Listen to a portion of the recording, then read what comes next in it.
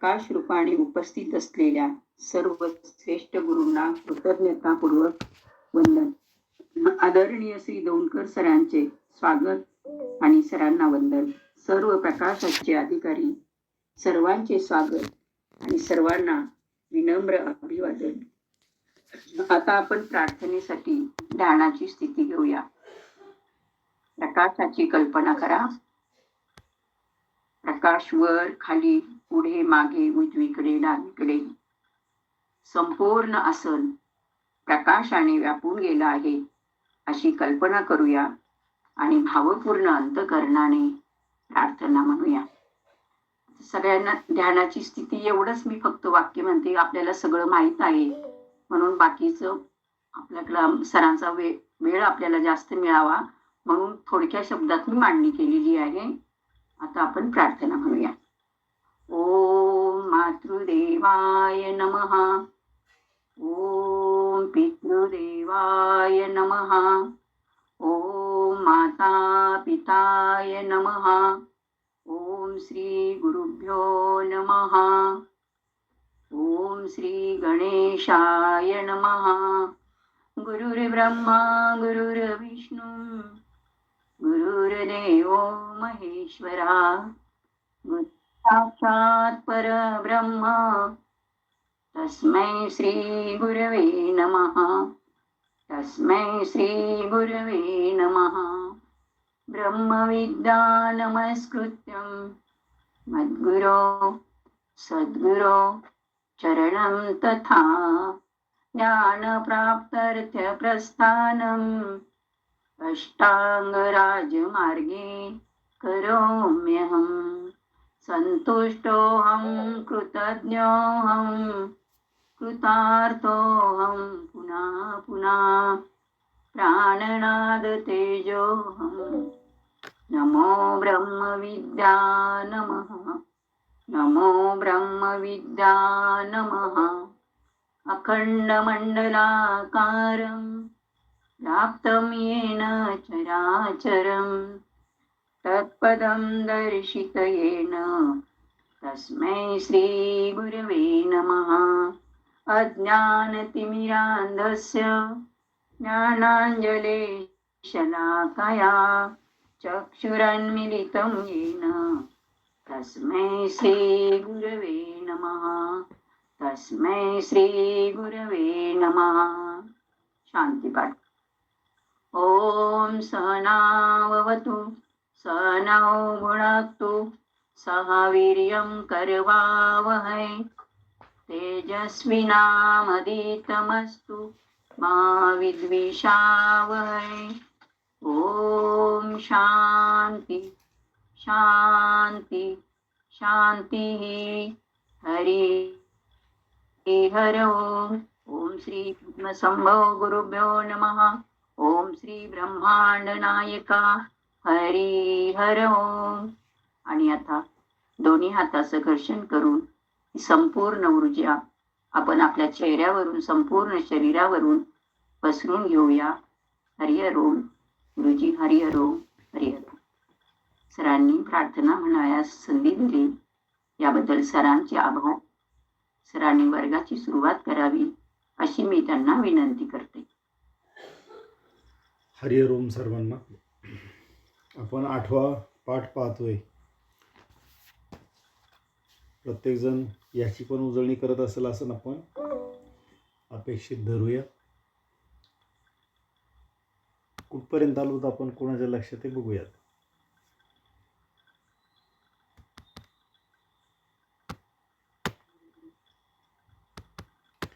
त्या रिव्ह्यूमध्ये आपण मागच्या पाठात कुठे आलो होतो तर भीती ही आपल्या ज्ञानाची सुरुवात आहे हा संपूर्ण भाग आपण बघितला.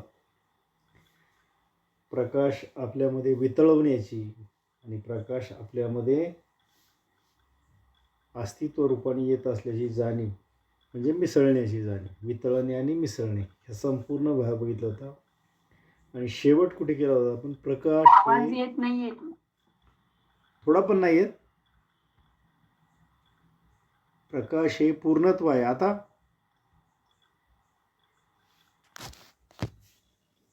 आवाज येतोय. कोणीतरी सांगा. हा आता येतो. आता येते गुरुजी. येतोय ना. चला, प्रकाश हे पूर्णत्व आहे. इथपर्यंत आपण येऊन थांबलो होतो. आणि पूर्णत्वाचा शोध लागण्यासाठी आपल्याला तो प्रकाश सापडावा म्हणून केवळ आदराने निरीक्षण करण्याचे काम आपल्याला करावायचे आहे. काम म्हणजे साधन. मग पुढे काय म्हणतायत गुरु? प्रत्येक सजीव वस्तूत असलेले असे हे बंदिस्त, गुप्त पण एकमेव असे सत्य आहे. कदाचित हे अगदीच सोपे वाटेल, पण हेच ते एकमेव रहस्य आहे. अत्यंत गंभीरतेने किंवा गांभीर्याने मला सांगावेसे वाटते की हे जरी सोपे वाटले तरी त्या तत्वाचा म्हणजेच प्रकाशाचा शोध घेणे ही खऱ्या वाकबगार म्हणजे ज्याला खूप कौशल्य आहेत असा अधिकाऱ्याची खूण आहे. हेच ते तत्व आवश्यक आहे की जे बुद्धीला दिव्यत्वाशी, हाडामांसात चैतन्याशी व मर्त्यत्वास अमृततत्वाशी जोडते. हाच तो दिव्य प्रज्ञेचा प्रकाश. केवळ ज्ञानातच त्याची वाढ होते. आधी कालापासूनच म्हणजे फार जुन्या काळापासून अस्तित्वात असलेल्या दुर्बलतेत, अंधकारात आणि अज्ञानात तो पेरलेला आहे. त्याचा विकास एका आध्यात्मिक शरीरात होतो. आंतरिक मनुष्य हाच शाश्वततेचा सम्राट परमेश्वर आहे. बाह्य मनुष्य केवळ पृथ्वीचा वा भौतिक आहे. आपल्यातील त्या शाश्वत सम्राटाचा जर विकास करायचा असेल तर काही गोष्टींचं आपल्याला अनुसंधान ठेवायचं आहे. आता काय अनुसंधान ठेवायचं ते आपण बघू. आता पण वर जे वाचलं आपण त्यात बघूया. तर प्रकाश हे आपल्या साधनेचं पूर्णत्व आहे. काय पूर्णत्व आहे? तर स्वस्वरूपाची संपूर्ण जाणीव म्हणजे प्रकाश, म्हणजे ते पूर्ण ज्ञान. मग पहिली गोष्ट ते शब्दाने समजून घेणे, कृतीने अनुभवणे आणि सच्चिदानंद स्वरूप जे आहे आत्म्याचं त्या प्रगाढ शांततेमध्ये त्याचा अनुभव घेणे. या 3 टप्प्यातनं आपल्याला जायचं. मग त्यांनी काय सांगितले? प्रत्येक सजीव वस्तूत असलेले असे हे बंदिस्त, गुप्त आणि एकमेव सत्य आहे. काय सत्य आहे? तर प्रकाश हे पूर्णत्व हे सत्य आहे. तो प्रकाश सापडण्यासाठी केवळ आदराने निरीक्षण करण्याचे काम करायचे आहे. आता हे आदराचं निरीक्षण केव्हा? शारीरिक स्तरावर आपला श्वसन प्रकार सुरू झाला, काय संवेदना होतात, काय विचाराशी जोडतो. मानसिक स्तरावरची आवर्तनं करत असताना कोणत्या विचाराशी जोडून कोणत्या आनंदाच्या अनुभूतीला जातो. आणि तिसरं, जेव्हा त्याची मला जाणीव माझ्या आध्यात्मिक स्तरावर होते तेव्हा माझी मानसिक आणि आध्यात्मिक जी स्थिती असते ती कोणत्या स्थितीला असते. या 3 ठिकाणचं आपल्याला निरीक्षण आदराने करायचे. आणि हे कसं करायचं? अतीव म्हणजे अतिशय गांभीर्याने हे सगळं आपल्याला करायचं आहे. गुरु आपल्याला त्याच शब्दामध्ये सांगतात, अतीव गांभीर्याने हे करा. मग हे जरी सुरुवातीला आपल्याला शब्दात सोपं वाटलं तरी या तत्वाचा म्हणजे प्रकाशाचा शोध घेण्याची खरी जी खूण आहे ती एखाद्या कसब म्हणजे ज्याच्याकडे खूप अनुभव आहे त्या अनुभवानेच तो हा साध्य करू शकतो. त्या अधिकाऱ्याची ती खूण आहे. मग हा अधिकारी पदाचा गुण आपल्यामध्ये आपल्या साधनेने किती विकसित केलेला आहे हे आपल्याला बघायचं. कारण जोपर्यंत प्रकाशाच्या अंतर्यामातली जाणीव होणार नाही, पुढं सांगितलेलं आपल्याला, तोपर्यंत ह्याच्यातल्या शब्दाच्या पलीकडचं जे तत्व अनुभवायचं ते अनुभवायला येणार नाही.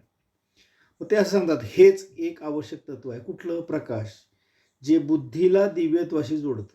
म्हणजे बुद्धी साधनेकडे जोडली की बुद्धीतलं दिव्य तेज बाहेर पडतं, दिव्यत्वाशी जोडतं. हाडामांसात म्हणजे शरीरामध्ये ते चैतन्याशी जोडतं. आता हे बोलणं, वाणी, हे सगळा जो विषय आहे हा चैतन्याशी संबंधित आहे. मग हे चैतन्य जसं जसं आपल्याकडे साधन असेल तसं तसं वाढत जाईल. बोलण्यामध्ये याच्यामध्ये जो गोडवा येईल आणि त्याचा अनुभव समोरच्याला ऐकताना जाणवेल. जर आपण हा सराव करत नसू तर ते गोडवा येणार नाही. आणि पुढचा शेवटचा झालं की मर्त्यत्व म्हणजे शरीराला मर्त्यत्व म्हणजे मृत्यू आहे त्याला अमृत तत्वाशी जोडते, म्हणजे मोक्षाच्या वाटेने पुढे घेऊन जाण्यासाठी ते करते. मृत्युर्मा अमृतंगमय, प्रार्थनेचा जो शेवट आहे तो या ठिकाणी लक्षात घ्यायचा. मग मी खरोखर अमृत तत्वाशी किती प्रमाणात जोडला गेलेलो आहे, आणि याच प्रकाशाला त्यांनी म्हणले हाच तो दिव्य प्रज्ञेचा प्रकाश केवळ ज्ञानातच त्याची वाढ करतो किंवा वाढ होते. आधी कालापासून, आधी म्हणजे फार पूर्वीच्या काळापासूनच अस्तित्वात असलेल्या दुर्बलतेत, अंधकारात आणि अज्ञानात तो पेरलेला आहे. तर याचा अर्थ काय होईल की आपल्या अनेक पिढ्यांमध्ये आपण जे वागत आलो तेव्हा हा आपल्यामधले असलेला प्रकाश, त्याची साधना झाल्यामुळे तो दुर्बलतेमध्ये, अंधकारात आणि अज्ञानात आहे. म्हणजे ते ज्ञान आपल्या शरीरामध्ये आहेच, पण त्याच्या भोवतीचं एक आवरण असल्यामुळे त्याची जाणीव कोणालाच नाही. मग ही जाणीव कशाने आपण विकसित करतोय, तर प्रकाशामार्फत, म्हणजे ब्रह्मविद्येच्या प्रकाशाच्या साधनेतून योग्य श्वास, योग्य विचार आणि योग्य कृती या माध्यमातून आपण हा अज्ञानातून बाहेर काढण्याचा विषय जो पेरलेला आहे त्याच्यातून बाहेर पडतोय आपण. मग ते पुढं म्हणतात, हे जर आपल्याला जाणीव व्हायला लागली तर आंतरिक मनुष्य म्हणजे काय, तर आपला आत्मा हाच शाश्वततेचा सम्राट आहे, परमेश्वर आहे. म्हणून आपण काय म्हणतो शाश्वत सत्यामध्ये, मी मानवी रूपातील परमेश्वर आहे. त्याच्या मागे बघा एवढं, त्या वाक्याच्या मागे एवढं सगळं विवरण आहे आपल्या पाठीने. मग या शाश्वत सम्राटाचा जर आपल्याला विकास करायचा असेल तर खालील गोष्टींची जोपासना आपल्याला करायला सांगतात. कुठल्या कुठल्या आहेत ते बघूयात. आपण आपल्या ध्येयाबाबत प्रामाणिक असले पाहिजे. मग आता आपल्या साधनेचा आपण उलटा प्रवास घ्यायचा. जितके दिवस मी साधना करतो, मी माझ्या साधनेशी किती प्रामाणिक आहे, आपलं अवलोकन आपल्याला करायचं. जेवढा आपण प्रामाणिक तेवढा या साधनेचा प्रकाश आपल्याकडे जास्तीत जास्त. मग या प्रकाशातून जर पुढे आपल्याला जायचं आहे तर आपण काय केलं पाहिजे, त्याच्या पुढच्या भागात जीवनाबाबत आपले सर्व हेतू नेहमी सन्माननीय असले पाहिजे. आता हे सन्माननीय म्हणजे सगळे अध्यात्माला जोडणारे येतात, याच्यामध्ये कुठे स्वार्थ व्यवहार हे दिसणार नाही, म्हणजे सगळे उच्च प्रतीचे असणार आहेत. मग ही उच्च प्रतीची साधना आपल्याला अनुभवायची असेल तर आपण आपल्या ज्ञानामध्ये म्हणजे प्रकाशामध्ये ती ज्योत आणखीच जोरात तेवत ठेवली पाहिजे. जोपर्यंत ही ज्योत आपल्यामध्ये तेवणार नाही तोपर्यंत आपल्याला याचा अनुभव येणार नाही. मग हा अनुभव आपल्यामध्ये आपल्याला घ्यायचा असेल तर आपण या प्रकाशाशी साधनेद्वारे जवळीक केली पाहिजे.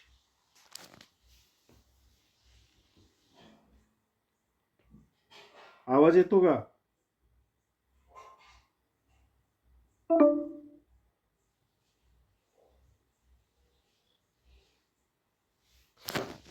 आवाज येतो सर्वांना?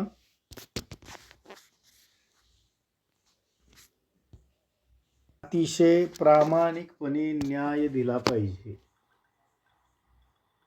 मग आपण हा न्याय देतो का?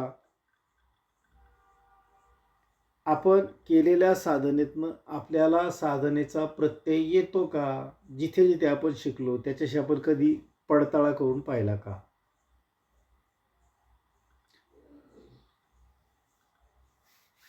कोण सांगेल पडताळा काय काय केला आणि काय अनुभवला, आपण कुठपर्यंत पोहोचले याची जाणीव आपल्याला झाली पाहिजे.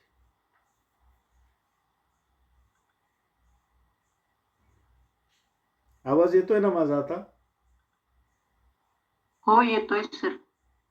मग आपल्या साधनेचा पडताळा आपल्याला आंतरिक मनुष्य हाच शाश्वततेचा सम्राट आहे. शाश्वत म्हणजे जे कायम असणार आहे, काल होतं, आजही आहे, उद्याही असणार आहे. हे शरीर आपलं काल होतं, आज आहे, पण उद्या असेल की नाही याच्या बाबत शाश्वतता आहे. शाश्वतता म्हणण्यापेक्षा ते सत्यच आहे. मग मला मानवी रूपातून त्या परमेश्वराला जर व्यक्त व्हायचं असेल, विकास करायचा असेल तर खालील गोष्टी, आपलं ध्येय प्रामाणिक आहे का? चला एका एका प्रश्नाकडे येऊया. किती जणांना वाटतं आपलं ध्येय प्रामाणिक आहे? बोला आता आपण काय प्राथमिकचे नाही. एक हात झाला, एकालाच वाटतं आपलं ध्येय प्रामाणिक आहे. 2 आपण विचारल्यावर फक्त विचार करायला लागतो. 3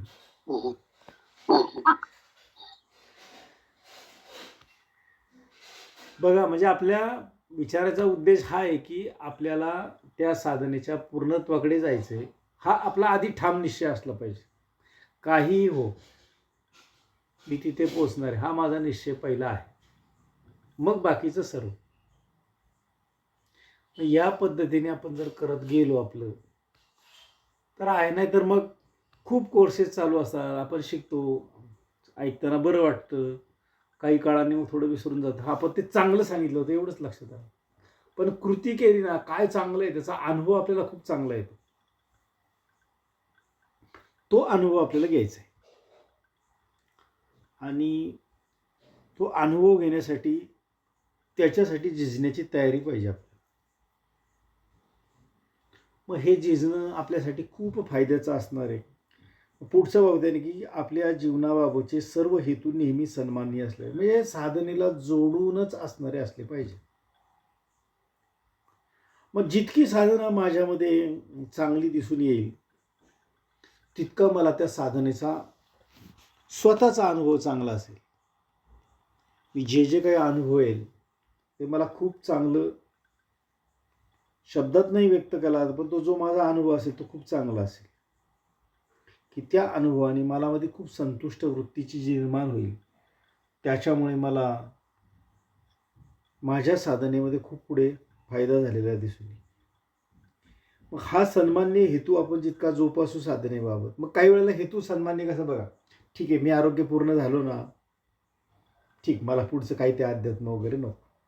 तुम्ही शारीरिकदृष्ट्या सक्षम होणारच, त्याच्यात काही त्या साधनेतून, पण पुढचं ज्ञान तुम्ही तो दरवाजा बंद केल्यामुळं ते एवढंसं ज्ञान आपल्याला होणार नाही.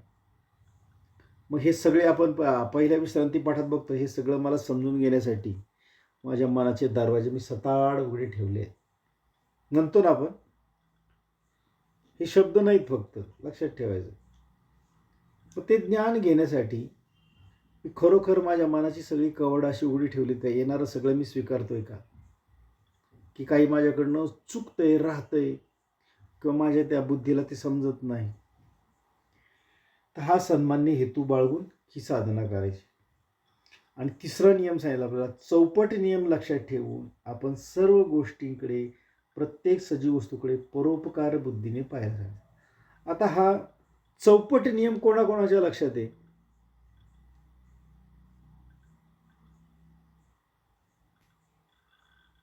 कोण सांगेल?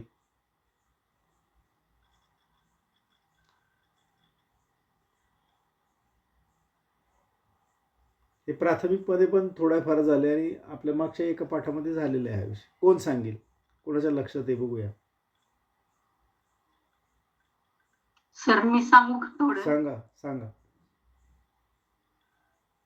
अं, ब्रह्मविद्येतून मला जे काही ज्ञान झालं आहे ते मी दुप्पट दुसऱ्याला दिलं पाहिजे, सर्वांना वाटता आलं पाहिजे. चौपट नियम असा आहे की आपण साधनेतनं जे इतराला देतो त्याच्या 4 पट पुन्हा आपल्याकडे येतं. हो सर, ते हा राहील नियम आहे. सांगायचं. हा नियम आहे, लक्षात ठेवायचा. मग मी समष्टी साधना आज 18 लोकांना शिकवली, 18च्या 4 पट माझ्याकडे येणार आहे का नाही साधनेचा स्वार्थ? 72 पट माझ्याकडे येणार आहे परत, म्हणजे मला त्या ज्ञानामध्ये भर पडणार आहे. हा नियम आपल्याला लक्षात ठेवायला सांगितलं. आणि म्हणून सर्व गोष्टींकडे परोपकार वृत्तीने बघायचं. मग असा पण भावना आहे, अरे मला येतं मी 18 जणांना दिलं, अजिबात नाही. आपण कोण आहोत? प्रत्येक वर्ग घेताना सांगितलं आपलं, आपण माध्यम आहोत. ती शक्ती कोणाच्या तरी माध्यमातून, गुरुतत्वाच्या माध्यमातून व्यक्त होती, ही पण जाणीव ठेवायला सांगितली. म्हणजे परोपकार वृत्तीने बघायचं. हा नियम सर्व गोष्टींमध्ये लागू होतो, व्यावहारिक आणि साधनेमध्ये. चौथा नियम सांगितला आहे, जे काही मिळण्याची अपेक्षा आहे त्यापेक्षा आधी द्यायला शिकायचं. जर द्यायला शिकलो तर आपोआप प्राप्त होणार आहे. चौपटचा नियम परत आपल्याला होणार आहे. आणि नेहमी नियमांचा शोध घ्या आणि त्या नियमांचे पालन करा. ह्या 5 गोष्टी आपल्याला साधनेत पुढे जाण्यासाठी सांगितल्या. याच्यातल्या आपण किती करतोय, किती आपल्याकडनं होत नाहीत, त्या कशा वाढवायच्या याच्यावर विचार केला पाहिजे. तुम्ही आणि मी आता त्या पातळीवर येऊन ठेपलो आहोत की जिथे परमेश्वर जे काही आहे तेच मी आहे, यामध्ये आपली माहिती पूर्ण आहे. म्हणजे शब्दामध्ये हे सगळं ज्ञान आपल्याला माहिती आहे. आता केवळ हेच उरले आहे की आपण सराव केला पाहिजे. संतुष्ट राहण्याचा, आभार मानण्याचा आपण सतत सराव केला पाहिजे. आता ही गोष्ट व्यवहारामध्ये कशी आणायची समजून घेता. जे जसं काय आहे आजची आपली स्थिती, त्याच्यामध्ये समाधानाची वृत्ती आपली कुठे हरवली नाही पाहिजे. तुकाराम महाराजांच्या त्याच्यामध्ये अभंग आहे, मला आठवेना, मला असंच शांततेसाठी त्यांनी जाणीवपूर्वक सांगितलेलं आहे. चित्ती असू द्यावे समाधान, असं पुढचं चरण द्यायचं, मागचा भाग मला आठवेल. तर हे चित्तामधलं समाधान आपल्याला शारीरिक, मानसिक, आध्यात्मिक या तिन्ही ठिकाणी खूप उपयोगी पडतं. आणि जे काही प्राप्त झालं त्याच्याबद्दलची कृतज्ञता, आभार मानायचे. निसर्ग शक्तीचे माना, परमेश्वरावर श्रद्धा आहे परमेश्वराचे माना, ब्रह्मविद्या माऊलीचे माना, की तुम्ही हे सर्व मला ज्ञान दिलं म्हणून मी या टप्प्यापर्यंत पोहोचलो. नाहीतर मला याच्यातलं काही माहीत नाही. आणि सतत सराव केला पाहिजे. ह्या वाक्याला तर आपल्याला अंडरलाईन लिहून ठेवा आपल्याकडे. सतत सराव केला पाहिजे.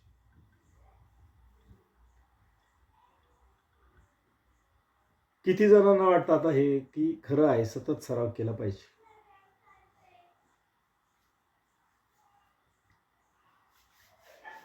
बोला.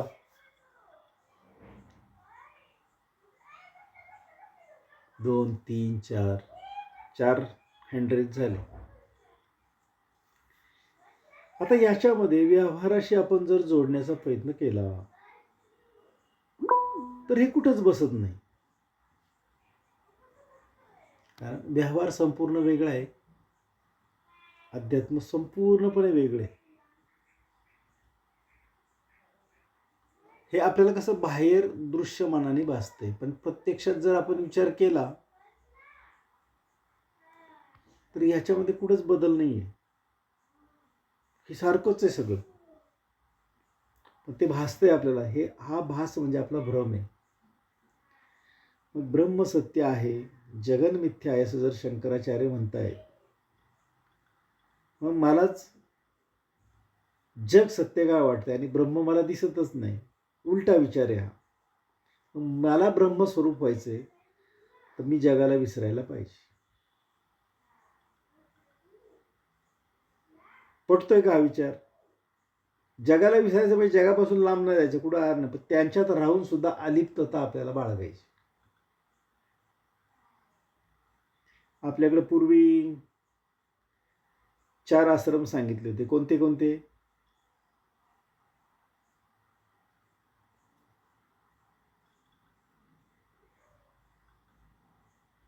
कोण सांगेल? 4 आश्रम कुठले?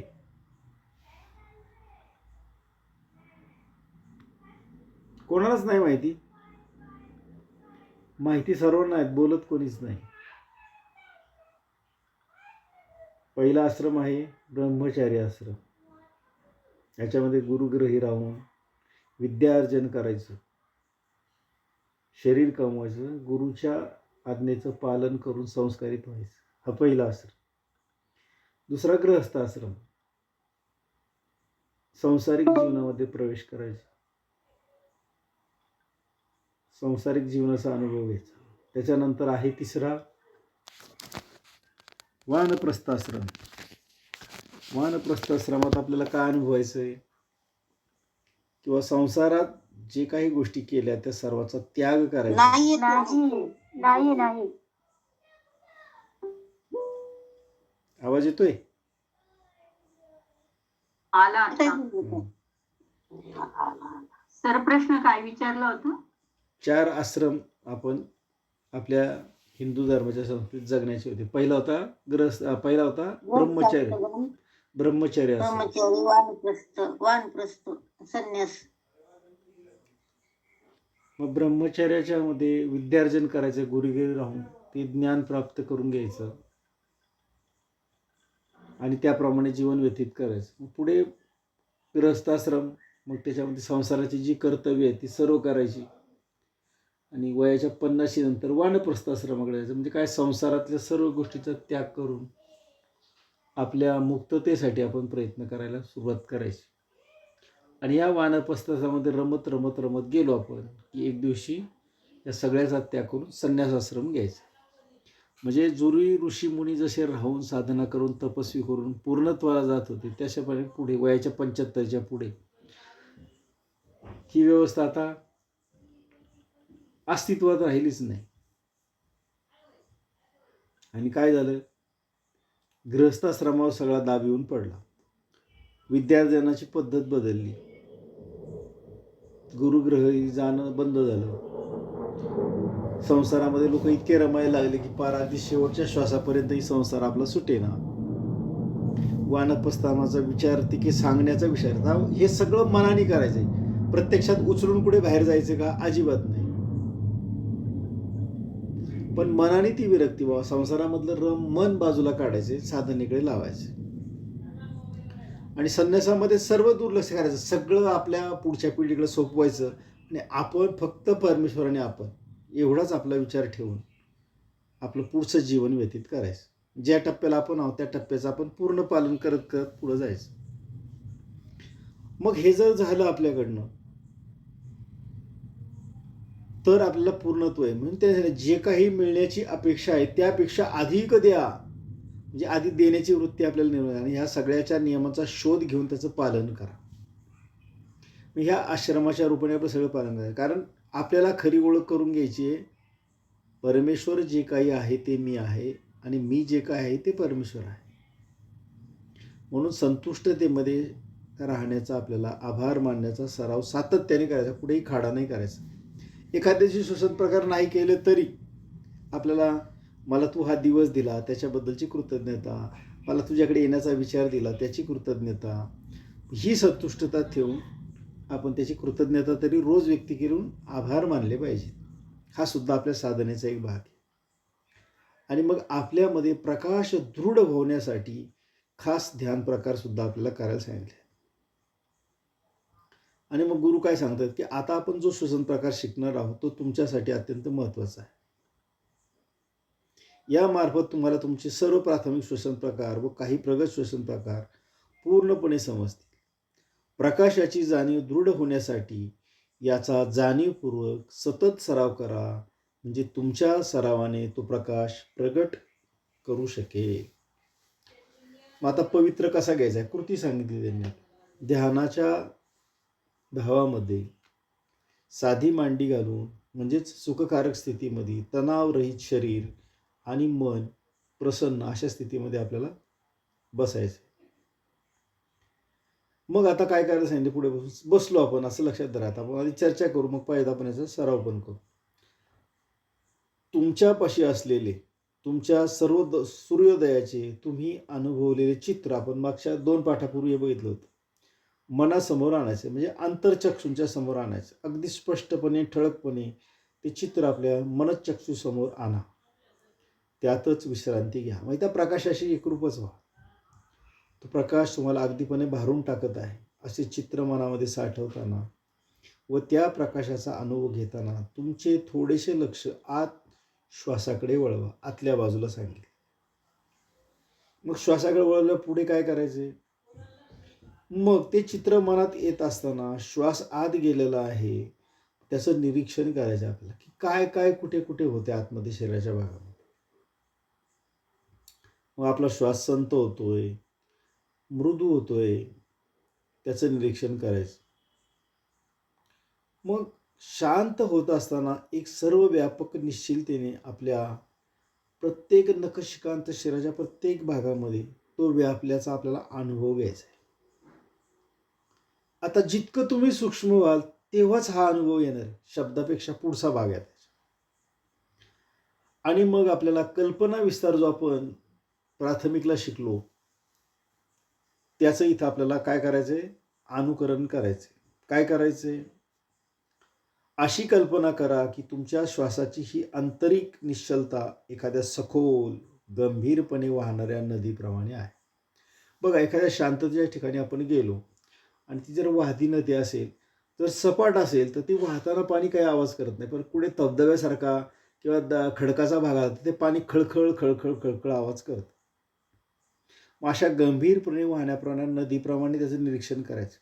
अतिशय शक्तिशाली, खोल, अमाप सामर्थ्य असलेली, जणू काही एखाद्या सुप्त महाबलाढ्य राक्षसासारखी त्या ओघवत्या प्रवाहात समोर येणारे सर्व काही वाहून नेणारी, पण याचा जराही आवाज न करणारी, तिचा प्रचंड विस्तारच गंभीरपणे त्या शांततेला धरून ठेवतो. प्रेमाप्रमाणे शांत आणि गंभीर, पण सामर्थ्य अतिशय सुप्त म्हणजे न दिसणार आहे, असं ते आहे. प्रकाशाचे असे चित्र आपल्या अंतरचक्षूंपुढे धरून ठेवताना अशी कल्पना करा की तुमच्या सूर्योदयास घातलेल्या वाऱ्याने तुमच्यामधली ती जागृत ज्योत झालेली आहे. ज्योत जागृत झालेली आहे, टायपिंग मिस्टेक. अतीव शांततेत तुमच्या श्वासाचे असे निरीक्षण करा की तुम्ही तुमच्या सामर्थ्याचे विश्लेषण करू शकाल आणि सर्व व्यापकत्वाच्या भावनेची कल्पना करा. जमेल आपल्याला हे करायला? प्रॅक्टिकलमध्ये करायचं ठरलं तर कसं करू, कोण सांगेल? ध्यानाची स्थिती, याच्यामध्ये कृती काहीच करायची नाही आपल्याला. कोण सांगेल? बोला आता कोणीतरी. हे जे वाचलं हा पॅरेग्राफ कसा करायचा?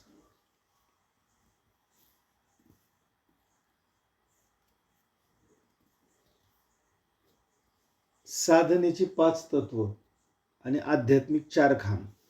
कोण सांगेल? आपल्या प्राथमिकच्या वर्गाला पण बरेच जण बसतात. बघा कसं एकमेकाला जोडायचं आहे आपल्याला, ते शिकायचं आहे.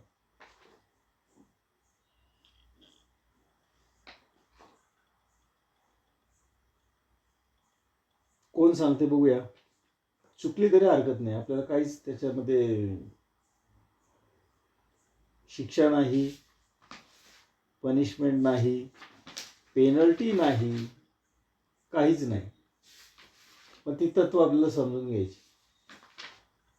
चला, पहिली 5 तत्व कोण सांगते बघूया. साधनेची 5 तत्व कुठली?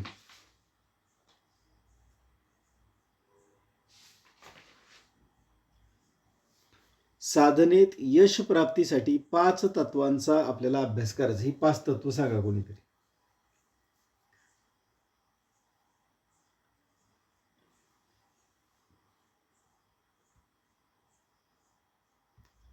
का बरं कोणीच बोले ना?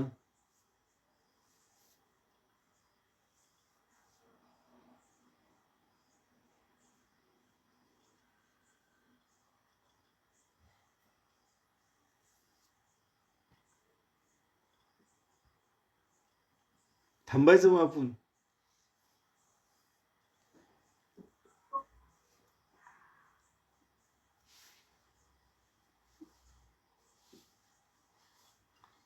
यशाची 5 तत्व कोण सांगते बघूया पहिल्यांदा. किंवा 4 आध्यात्मिक खांब सांगा. बघून सांगा. आध्यात्मिक धर्म, अर्थ, काम, मोक्ष. मी सांगू का सर? ते 4 पुरुषार्थ आहेत. धर्म, अर्थ, काम आणि मोक्ष हे पुरुषार्थ आहेत. सर सांगू मी? हा सांगा. काय सांगताय? तत्व सांगताय की यश प्राप्तीसाठी 5 गोष्टी, 5 तत्व. सांगा. उत्कटता, आत्मनिर्भरता, प्रामाणिक इच्छा आणि विकासात्मक प्रयत्न, अशी 5 तत्व आहेत. मग आता ही 5 तत्व आपण शब्दात समजली, आपल्या साधनेमध्ये रोज आपण उपयोगात आणतो का? पुढचा प्रश्न. किती जणांना वाटतं की या 5 तत्वाचं आपल्याकडनं पालन होतं रोजच्या साधनेमध्ये?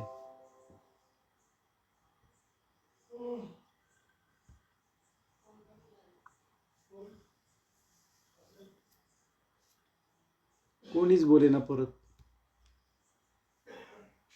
या तत्वांचं जर पालन झालं तर आपल्या साधनेतला बदल आपल्याला दिसणार आहे. सांगा.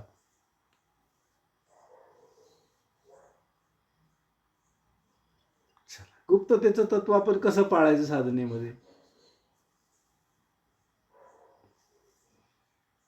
सर मी सारखं मी बोलल्यासारखं होतं म्हणून मी सांगत नाही. सांगा की आता कोणीच सांगू? बोलत नाही. हा आपली सगळे गुप्तता ना म्हणजे आपण वर्गाला बसताना ना आपण सर्वांना जी- एक सांगतो, एकच मिनिट. वर्गामध्ये बसताना आपलं प्राथमिकचं पुस्तक सोबत ठेवा आणि प्रगतचंही सोबत ठेवा. कॉपी करून का होईना पण आपण त्या दृष्टिकोनातून आपल्याला एकाग्र व्हायचे तिथं. आपल्याला कुठल्या परीक्षेला जाऊन पास व्हायचं असं काही नाही. आपल्याला जीवनाच्या तत्वज्ञानामध्ये घडून घ्यायचं. दासबोधामध्ये बघा, आज आपण भक्ती निरूपणामध्ये आज जे बघितलं आपण की जर तुम्ही खोल रुजला तरच ती तुमच्या अंतरंगात रुजते. तसंच हे आहे, काहीच वेगळं नाही याच्यामध्ये. याचा आपल्याला समन्वय लावता आला पाहिजे सगळ्या ठिकाणी. ते वेगळं हे वेगळं नाही, सगळं एकमेकाला पूरक आहे. गुप्तता म्हणजे सांगू, हम्म. आपण जे शिकतो ते उगीच चर्चा न करता ते आपल्या जवळ ठेवावे. बरोबर आहे. आपण जी साधना करतो त्याच्याविषयी बाकीच्या अवांतर परिणाम नाही सांगायचे. समजा आपल्याला एखाद्याने विचारलं, तुम्ही साधना करता, काय करता?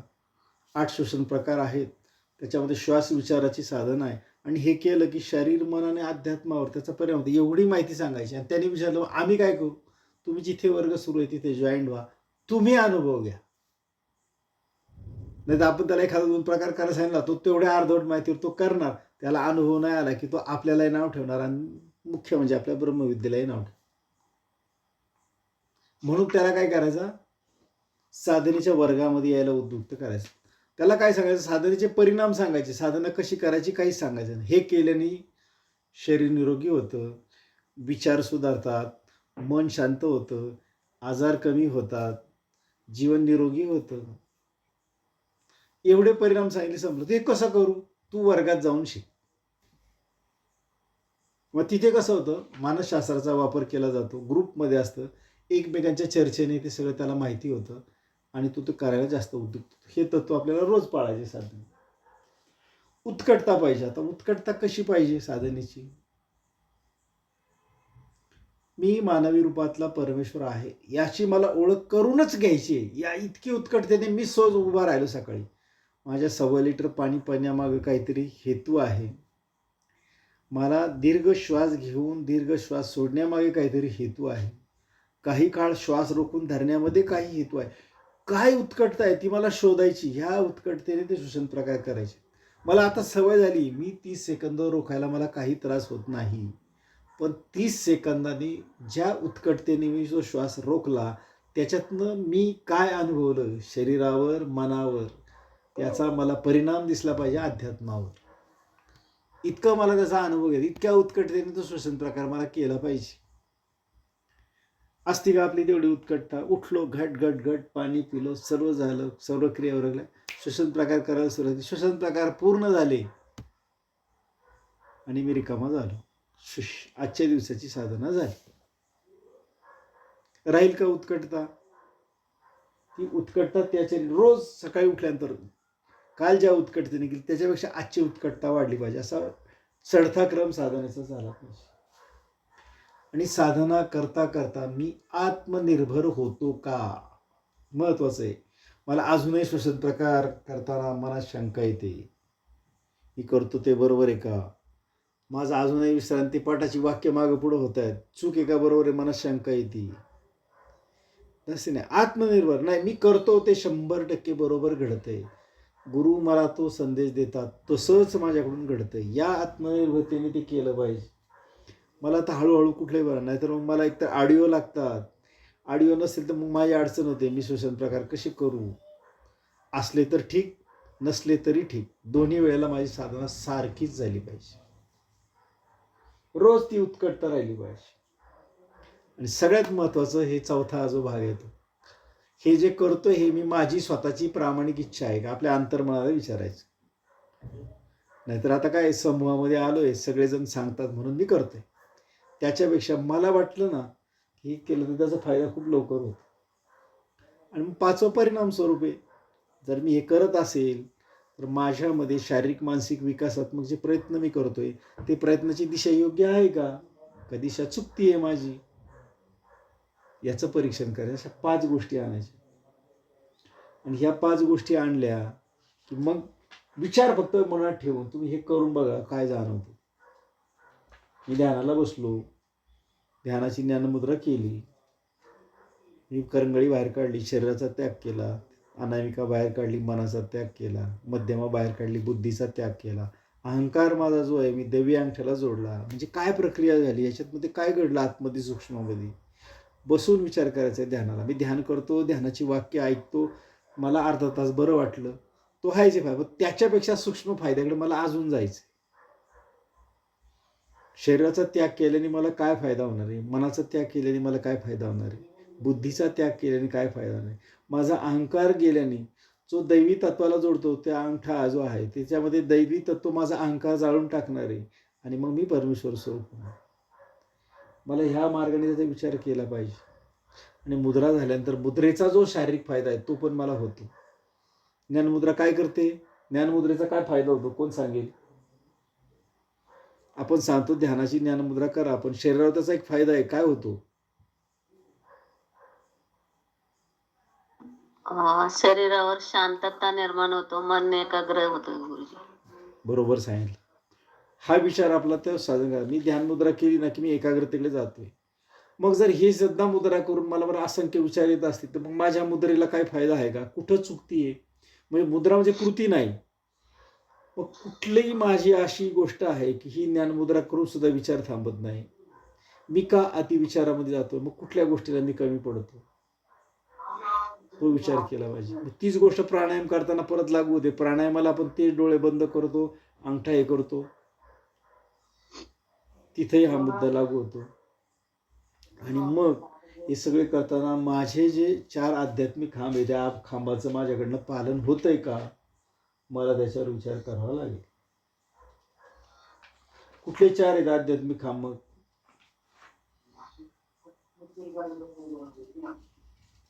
मग मी सांगू, सांगा. सातत्य, शिस्त, प्रामाणिकपणा, भक्ती आणि श्रद्धा. बरोबर सांगितलं. मग बघा आता आपल्याला परमेश्वराच्या मार्गावर वाटचाल करायची. माझं सातत्य किती आहे.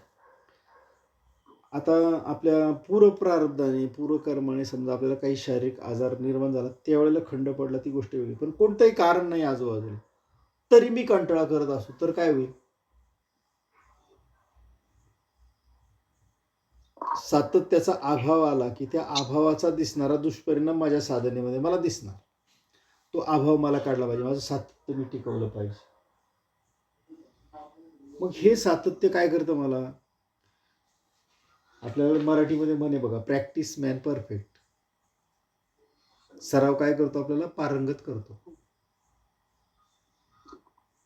मग तो सराव मी जितका मन लावून करील तेवढा मग होणार आहे.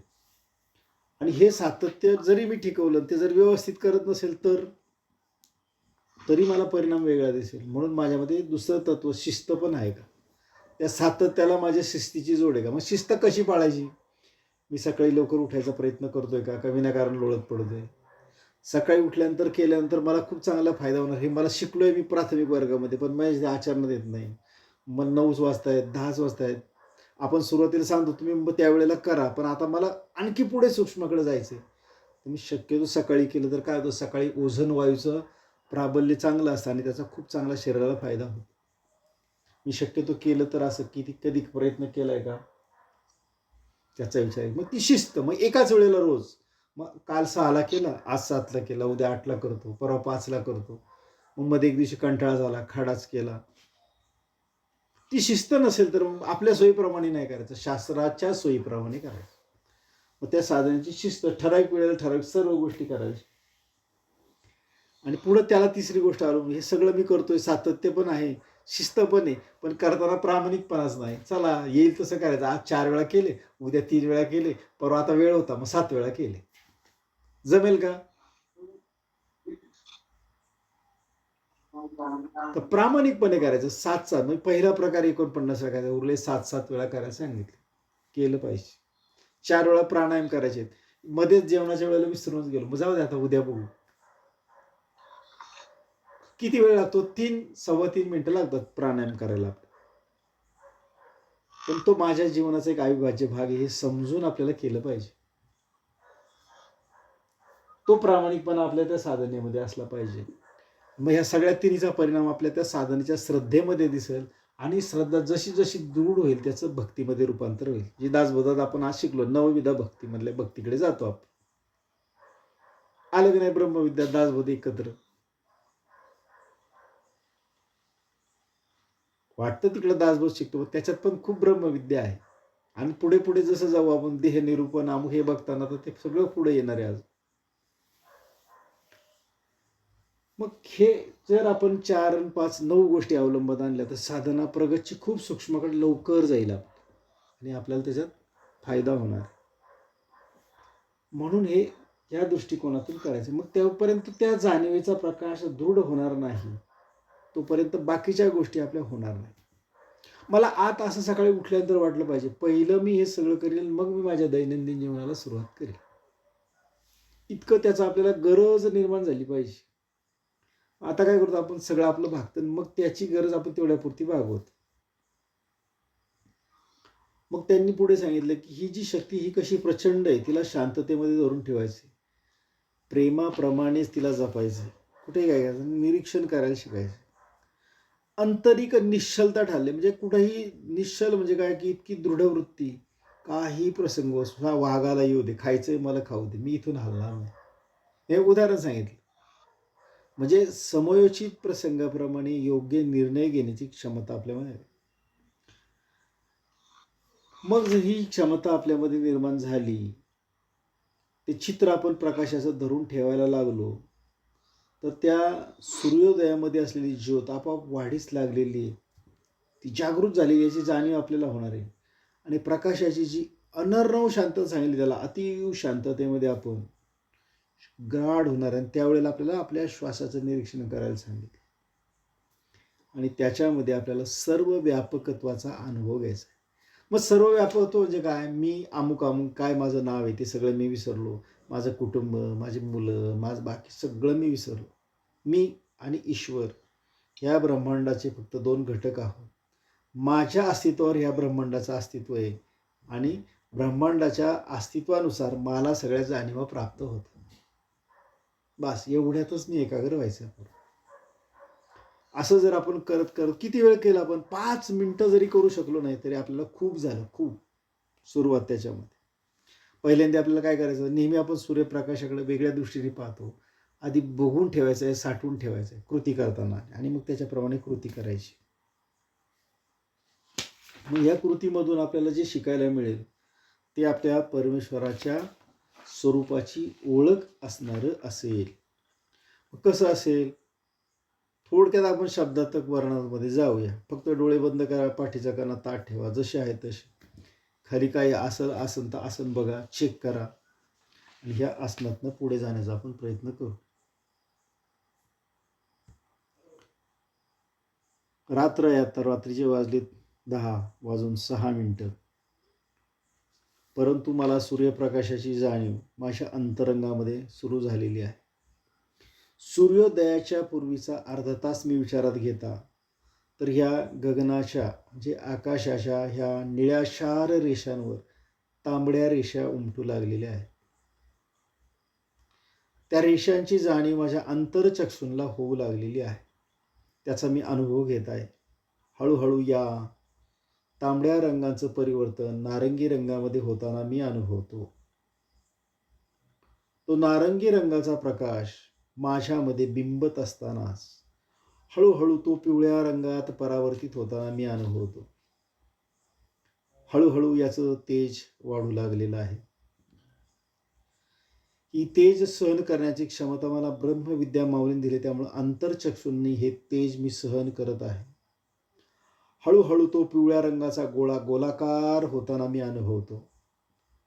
स्पष्टपणे मला त्या सूर्याची जाणीव होऊ लागली. त्याच्याभोवती हळूहळू सूर्यकिरणांच्या रेषा मला पिवळ्या रंगात जाणवू लागलेल्या आहे.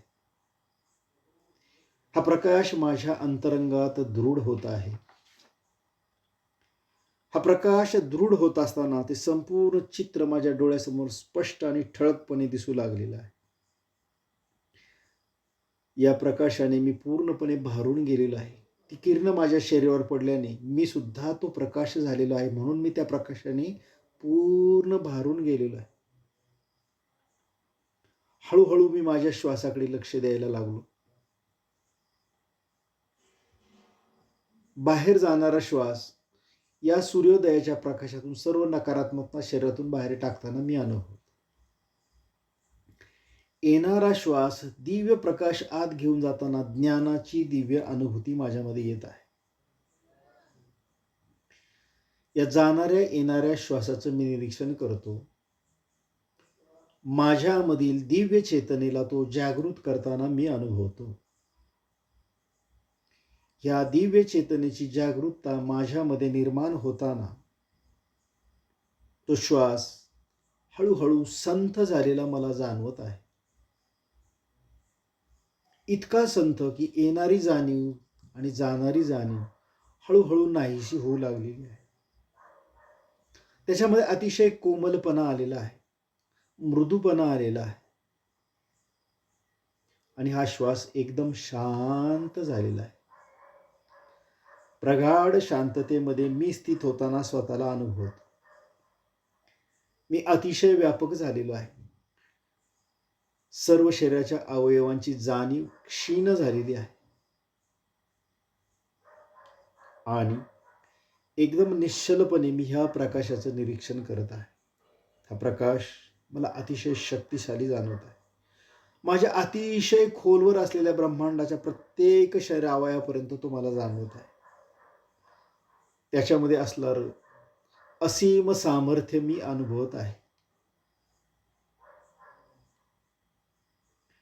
एखाद्या बलाढ्य व्यक्तीसारखी ही शक्ती माझ्यामध्ये येत आहे. हा प्रकाश वाहताना मी पाहतोय.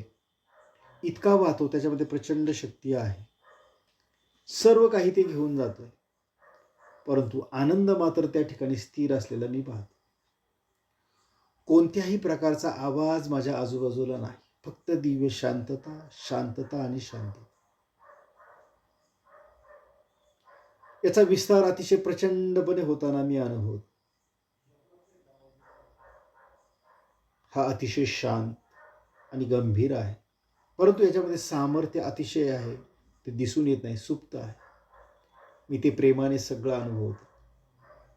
या प्रचंड विस्तार शक्तीला मी गंभीरपणे, शांतपणे माझ्यामध्ये धरून ठेवलेला आहे. हा प्रकाश अधिक विस्तारतो, अधिक विस्तारतो, पूर्णपणे विस्तारित झालेला मी पाहतो. हा सूर्याचा प्रकाश माझ्या संपूर्ण शरीराभोवती त्या किरणांच्या रूपाने मी अनुभवत आहे. हळूहळू ते किरण माझ्यामध्ये सामावून जात आहे. सर्वत्र प्रकाश, प्रकाश, प्रकाश. या सूर्योदयाचा प्रकाश मी झालेलो आहे. तो प्रकाश म्हणजेच मी आहे. मी म्हणजेच तो प्रकाश आहे. म्हणून मी मानवी रूपातील परमेश्वर आहे. या परमेश्वरी शक्तीला मी शरण गेलेलो आहे. माझ्यामधला देह, माझ्यामधलं चैतन्य, या दोन स्वतंत्र गोष्टी मला या प्रकाशाने व्यापकपणे जाणून दिलेल्या आहेत. ही जाणीव मी माझ्यामध्ये दिव्य ज्योतीच्या रूपाने तेवत ठेवतो आणि या भावनेने कल्पना करतो, येणारा प्रत्येक सूर्योदय माझ्यामध्ये ती जागृत ज्योत तशीच तेवत ठेवो. त्या जागृत ज्योतीचं मी निरीक्षण करतो. या निरीक्षणातून मला त्या प्रकाशाचं दिव्य सामर्थ्य, दिव्य व्यापकत्व अनुभवायला येत आहे. या अनुभवाशी ही पूर्णपणे स्थित होताना, त्या प्रकाशामध्ये पूर्णपणे स्थित होत असतानाच ब्रह्मविद्या माऊलीची, प्रकाशाच्या सर्व प्रदात्या सद्गुरूंची अखंड अखंड कृतज्ञता करतो. आणि याच प्रकाशाच्या स्थितीमध्ये मला याच स्थितीमध्ये आनंदामध्ये ठेवावं अशी प्रार्थना करतो. सर्वे भवन्तु सुखिनः, सर्वे सन्तु निरामया, सर्वे भद्राणि पश्यन्तु, मा कश्चित् दुःखभाग् भवेत्. ओम शांती शांती शांती. ओम असतो मा सद्गमय, तमसो मा ज्योतिर्गमय, मृत्युर्मा अमृतंगमय. ओम शांती शांती शांती. हरिहर ओम. ओम श्री पद्मसंभो गुरुभ्यो नमः. ओम श्री ब्रह्मांड नायका. हरिहर ओम. दोन्ही हातांचं एकमेकांवर घर्षण. निर्माण झालेली दिव्य ऊर्जा प्रथमतः डोळ्यांवर, मग चेहऱ्यावर, संपूर्ण शरीरावर हलकेच फिरून घ्या. अलगद डोळे उघडा.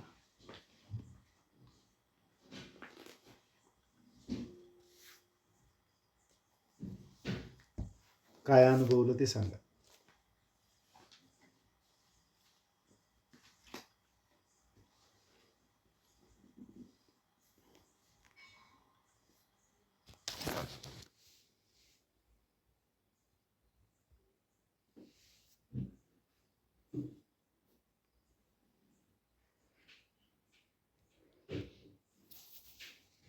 कोण सुरुवात करते?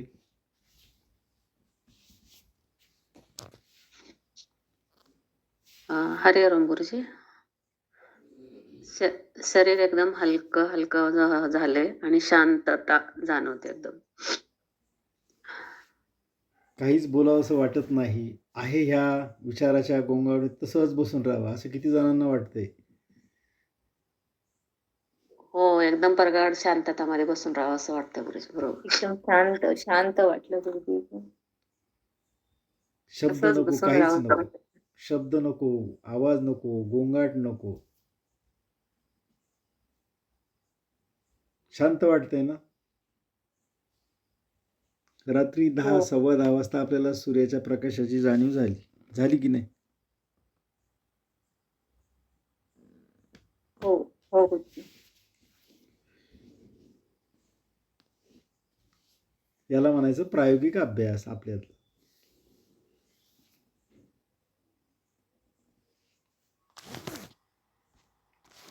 बरं, किती छान वेळ जुळून आणली. वर्ग संपवायला, ध्यान व्हायला, प्रार्थना व्हायला सगळं एकत्र झालं.